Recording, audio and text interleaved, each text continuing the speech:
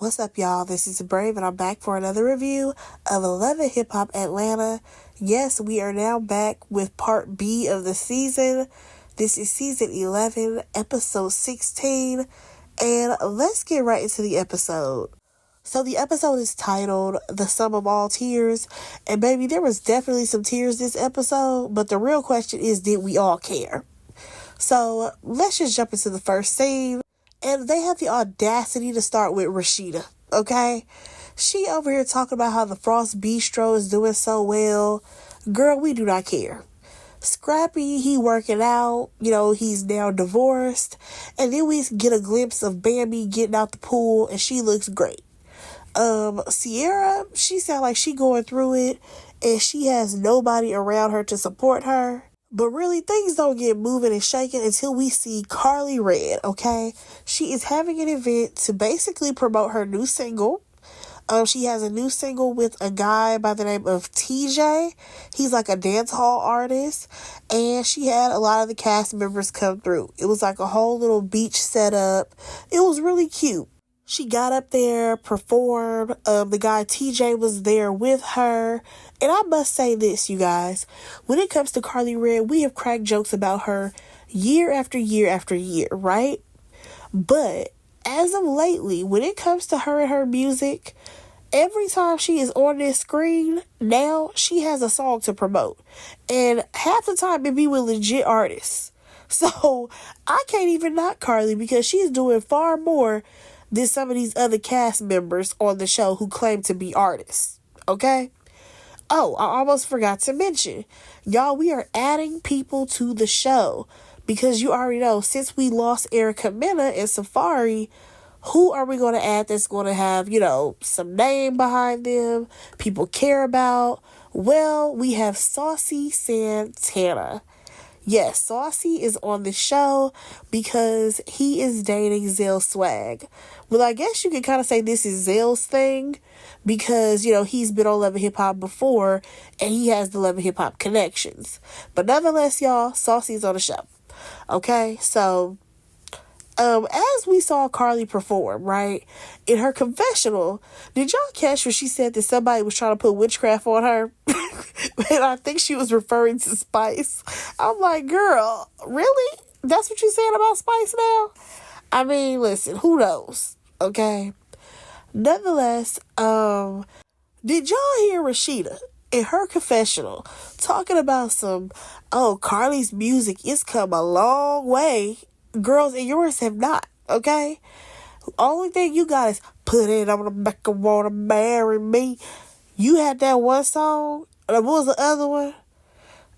He wanna chew all of my bubble gum. Girl, that's all you had. Like, that is all you had, Rashida. Your career went nowhere. It stayed in Atlanta. I can't knock what Karlie's doing, okay? So, nonetheless, Zell, he talks about how, he just moved to Atlanta basically to be with Saucy. And, he calls himself a dog and how, he been a dog out in these streets or whatever. But, baby, he done met his match because Saucy is the dog walker, okay? Now, Zell and Saucy Santana, they have had an on-again, off-again relationship. And now they are back on. So, speaking of new relationships, though, Karlie has a new man, y'all. Karlie has a new man by the name of Kai. My only hope is that he is better than all the rest of the men that she's been with. Because we all know Karlie has chosen some terrible men to date. And get married to. Because y'all remember she married that one guy. But this guy, his name is Kai. He is part owner of 1501. And I believe that's the label that Erica Banks is on. So, I mean, he seemed to be somebody with some status. You know what I'm saying? Now, who's also at this listening party that she's having is Jessica, Amy, and Bambi. We see them over there talking or whatever.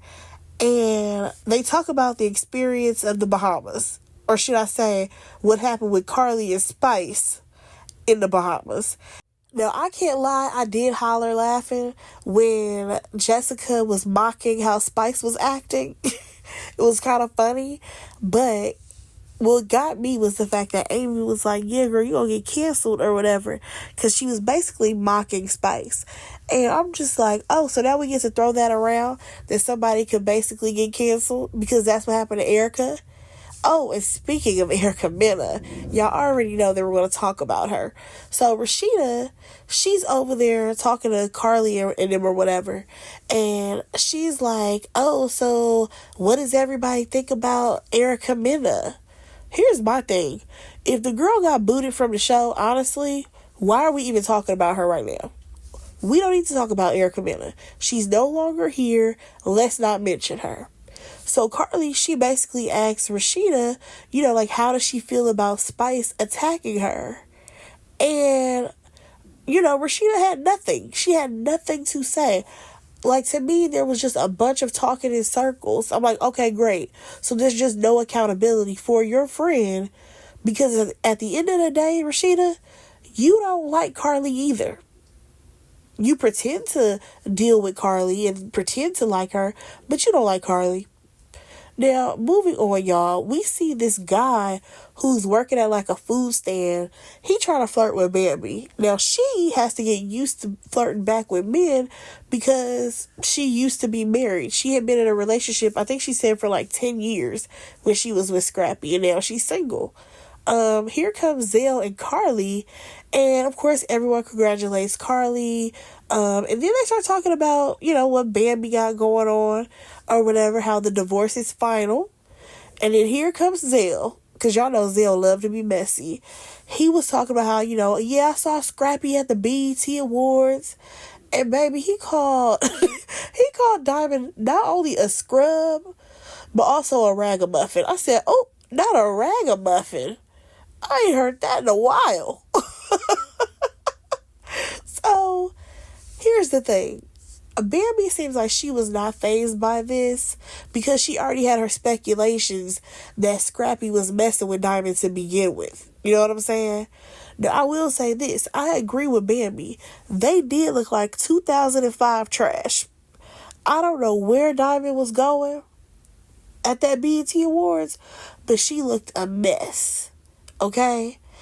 And Scrappy was looking like somebody's uncle who'd have a drinking problem. Okay? Who's still trying to be young. But next thing you know, Bambi, she ends up opening up about how her and Sierra are not close anymore. Now, here's the thing. I don't think that Sierra wanted Bambi to, hop on the internet and argue with people. But Bambi, all you had to do was type one comment just to say like, oh, no, Sierra's not lying. You could have been good with just saying that because the Shade Room, they would have reposted it. Okay?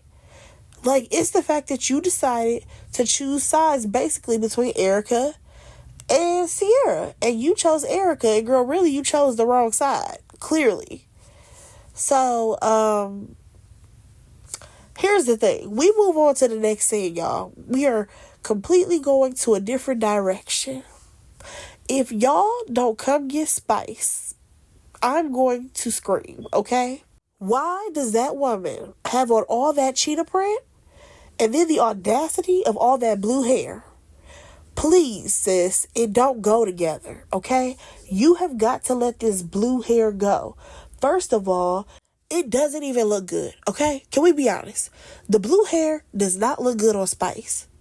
I want her to go like to a nice black. Let's see what black looks like, okay? I think her with some sleek jet black hair will look amazing. Even if she wanted to do like a nice burgundy or something like that. Even hell, a violet purple. But this blue gotta go, baby. I'm tired of the blue hair. Nonetheless, she basically want to pretend like last season didn't happen. She wants to pretend like she is so zen, she is in a good place, all of this stuff, and she don't want nobody to bring up how she acted a fool with Carly. And you ain't fooling me, girl.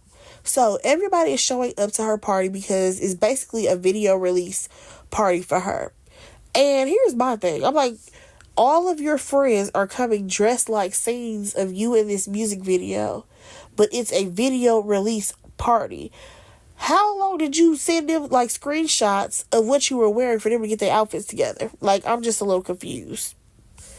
Nevertheless, we saw Kendra show up, and I was like, I completely forgot about her. I completely forgot about her and Jock. And she ends up asking about Bambi to Sierra. And it was clear that Sierra, she did not want to talk about Bambi. We also see Rennie, Rucci, and Spice. They talk about they want to go to anger management. Now, in that moment, y'all, I was so confused. Because at that point, Spice had changed her outfit and her hair. What was those blue cone-like shapes that she had going on the top of her head? Oh, I can't. I just cannot with Spice and these hairstyles and all this blue. It's just too much. And also, one thing I wanted to point out was that Spice thinks that she Beyonce, and she ain't fooling me. Because the whole setup for that little video that she had, it was giving the Black is King music videos, and you ain't fooling me, okay? So, of course, Shekinah, she walks up because wherever Spice is, Shekinah ain't too far. She's like, oh yeah, I want to join y'all going to anger management. Anything to be close to Spice. Like, Shekinah, get you some business of your own. So, moving on, y'all. We leave that party and we go on over to see Scrappy. Now, he has a new place to live at. I'm pretty sure he's renting. And his daughter, Imani, is there, okay? She's very pretty. She's a very pretty girl. Perfect blend of Erica and Scrappy, okay? Now, Mama D, she come over, and in her confessional, she says that Bambi never loved her son. She just wanted to be on TV. I'm just like, you think she just wanted to be on TV for 10 years? 10 years of living with that man and being with him? Stop playing, Mama D. Nonetheless, here comes Chaotic, and Lord knows he is very chaotic. He chose the perfect name for himself, okay? This fool came in and said, Scrappy, you went from homeless to homeful. I said, nigga, what? Homeful? What does that even mean? I cannot with Chaotic. So, Scrappy's auntie come over. I think he said her name was Donna. And what's crazy to me is that I felt bad for Donna. I said, girl, you had to grow up and deal with Mama D as a sister. I feel so sorry for you, because that woman, she seemed like she was very level-headed. She was very intelligent. Total opposite of whatever Mama D is. Okay? So, they're over here talking about, I don't even know. But all I know is that Chaotic, he comes out of nowhere talking about some Diamond and how, you know, they was on the red carpet together. And then here comes Chaotic again with this bright idea that Diamond should host Scrappy's divorce party. That sounds extremely messy, sir. Then, here come Mama D talking about, yeah, me too, me too. Why would you be hosting your son's divorce party? Mama D, go find you some friends. You know what I miss? Y'all, I miss when Mama D had, what was that lady name? The lady with the dogs, who she used to always have her dog in her arms. Was it KK? I miss when Mama D had a friend on the show that was her age. Go hang out with KK. Go hang out with Rashida Mama. Go get you some business, Mama D, and stay out of Scrappy's. So, Chaotic, he even takes this idea further, y'all. Talking about him and Safari should perform at the divorce party, and then it should be sponsored by OnlyFans. I'm like, listen, you thought this way too far through, okay? What else do you have going for yourself that you are so worried about what Scrappy is doing? I'm just saying.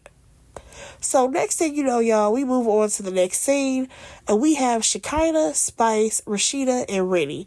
I can't lie, this is probably the most interactions I have ever seen Rennie Rucci have with this cast. Because at one point, I completely forgot, during the first part of this season, why she was there, when she was there. She was hardly around. So now I guess they're really trying to pour it on thick with her. So these ladies, they basically are using puppets to reenact fights that they've had. Yeah, this scene was nothing for me. I skipped right on over it because it's not like it resolved any issues that they've had. So, we jump on over to Sierra and Carly, and they are working out. And I don't know what kind of workout this was. It was giving Cirque du Soleil, because it had hula hoops and swings and all of this stuff. It was giving circus, but it looked fun, okay? So Carly, she says that she wants to help fix the issues between Bambi and Sierra. And they briefly talk about Carly's new band. You know, he's the president of 1501. And she even has a song with Erica Banks, okay? We'll see if we ever hear that song, y'all.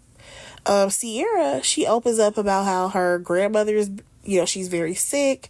And it's clearly taking a toll on Sierra, okay? Especially once we learn that, she learned so much from her grandmother. Her grandmother raised her while her mama was dipping it and doing it out in the streets, okay? Now, I can't remember, Sierra ever was open about her family history and who raised her and all of that stuff. But I will say that it does make a lot of sense as to why, Sierra was a young mom, and a lot of things are making a lot more sense now that we know this information.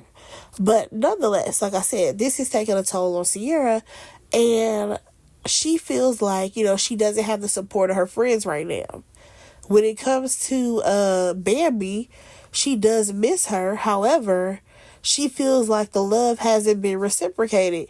So now when it comes to Carly and her friendship with Spice, Sierra is trying to figure out, like, oh, can things be fixed or anything like that?